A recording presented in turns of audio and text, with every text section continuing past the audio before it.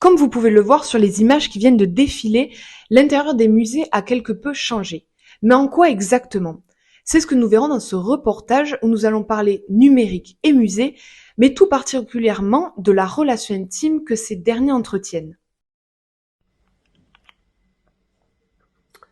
Oui. Alors depuis longtemps, les musées subissent pas mal de clichés. Ils sont un peu considérés comme un lieu culturel conservateur réservé à l'élite. Et pour cause, que ce soit à travers l'architecture souvent écrasante, le poids symbolique de ces lieux, ou encore la façon dont on sacralise l'art qui se trouve entre ces murs, on comprend vite que tout le monde ne puisse pas s'y sentir à sa place. Alors est-ce que ces classes sociales qui s'y rendent aiment vraiment l'art que renferment les musées, ou est-ce que c'est juste le fait de savoir que c'est un lieu où tout le monde ne va pas qui les fait kiffer? Ou plutôt, si n'importe quelle classe sociale se rendait au musée comme on se rend au cinéma, est-ce que les plus aisés apprécieraient autant s'y rendre? Ça, c'est une question parmi tant d'autres auxquelles on ne va pas répondre. En tout cas, c'est qu'à partir des années 80 qu'une politique de médiation se met en place, sous l'impulsion d'un gouvernement de gauche avec François Mitterrand. Ça se traduit par plus de subventions, l'apparition des DRAC, et également la création du métier de médiateur culturel qui va se développer. Depuis, cette logique d'émancipation de la culture élitiste a continué d'évoluer, et avec l'émergence du numérique et son implantation dans quasi tous les domaines, le musée aussi a fini par s'en emparer. L'objectif étant de créer un lien plus étroit entre le public et les œuvres d'art qui étaient jusque-là intouchables car très sacralisées. En effet, l'artiste est un dieu qui a le monopole sur toute son œuvre. Désormais, on peut dupliquer ces tableaux avec la numérisation et les faire découvrir à travers un autre format. Ça peut être les casques à réalité virtuelle, par exemple. On peut également rendre plus accessibles des lieux pouvant donner l'impression de dépasser la condition humaine. On remarque donc que le milieu muséal s'inspire directement de certaines industries culturelles telles que le cinéma ou les jeux vidéo pour attirer encore plus de public. La première question que l'on continue à se poser est pourquoi les musées veulent tant intégrer le numérique? Les raisons sont-elles économiques ou touristiques? Alors Lila, c'est super que vous mettez le doigt dessus, par contre je ne vais pas y répondre. Et oui, parce qu'il y a plein d'éléments de réponse et que ça dépend selon les structures. Donc nous, ce qu'on a fait, c'est qu'on est allé voir la microfolie. C'est un dispositif national qui se met en place dans certaines grandes villes de France. Et il y en a une à la Maison Folie de Moulins. Alors cet espace, il comporte un musée numérique.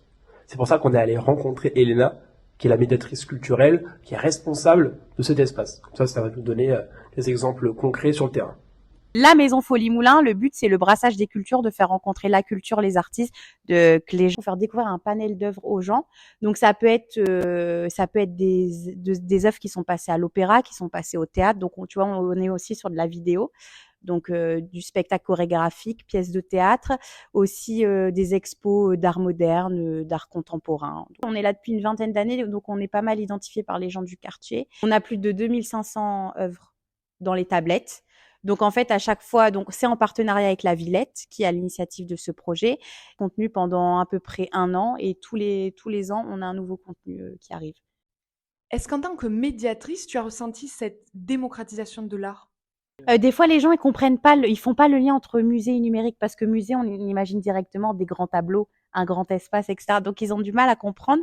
Mais justement, nous, on est là pour les inviter à venir et pour faire de la médiation. On peut pas les laisser tout seuls face à une tablette. Il faut vraiment qu'on les accompagne, qu'on leur explique le dispositif. Et qu'à côté de ça, si on peut créer des temps forts, une petite conférence avec un artiste qui intervient, un atelier, voilà, faut toujours accompagner le public, ça, c'est important. Est-ce que le désir d'avoir voulu numériser le musée était une réponse à la concurrence qui intègre de plus en plus le numérique?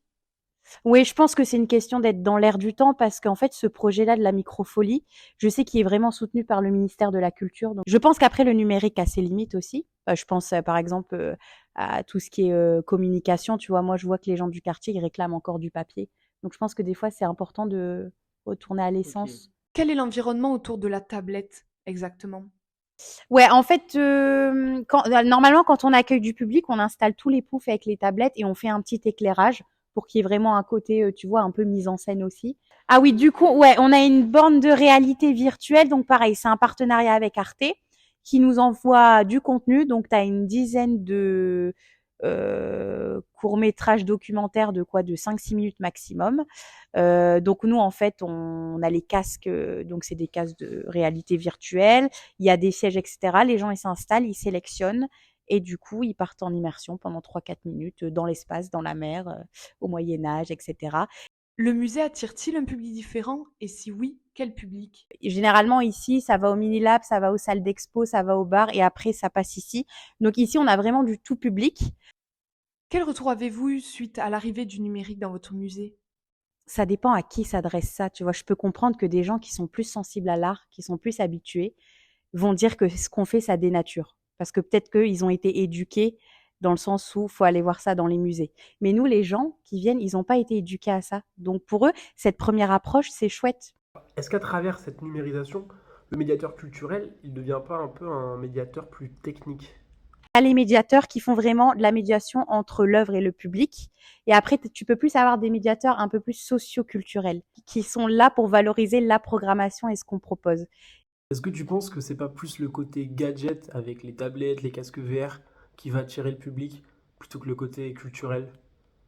La nouvelle génération, là, ils sont nés avec ça, donc peut-être c'est une manière de les faire venir dans les musées. Ils sont habitués aux écrans, ils sont nés avec ça, ils ont grandi avec ça, donc c'est normal aussi qu'on se mette à jour. Merci Elena pour ces réponses claires et précises. On dirait que tu sors d'études culturelles. Donc la spécificité de ce musée, c'était la numérisation. Mais il ne faut pas oublier qu'il y a plein d'autres formes de dispositifs numériques. Par exemple, des dispositifs informationnels avec des films ou des panneaux interactifs. On peut également parler des dispositifs plus ludiques, avec parfois une réappropriation du jeu vidéo. Il y a également des dispositifs multimédia, avec les casques de réalité virtuelle par exemple. Le plus impressionnant reste sans doute le dispositif immersif, qui est largement exploité par les centres d'art numérique des Lumières. C'est un réseau mondial où le public se trouve plongé dans une atmosphère remplie de couleurs, de sons, de vidéoprojecteurs, etc. Alors, ces dispositifs, ils sont efficaces dans la captation de l'attention du public. Une fois son attention retenue, le public va se mettre ensuite à contempler, donc ça va être la contemplation, puis probablement à ressentir une émotion. Cette émotion va l'inciter à vouloir en savoir plus sur l'œuvre d'art, et généralement, les informations sont à portée de main via des panneaux explicatifs. Ce qui va donc vous dire sur du savoir, comme si le registre émotionnel n'était pas une fin en soi, et qu'il fallait impérativement transmettre du savoir. Il y a en fait une injonction à comprendre. Ce fonctionnement de hiérarchisation de la façon dont il faut approcher l'art aurait sans doute été critiqué par les membres de l'école de Francfort.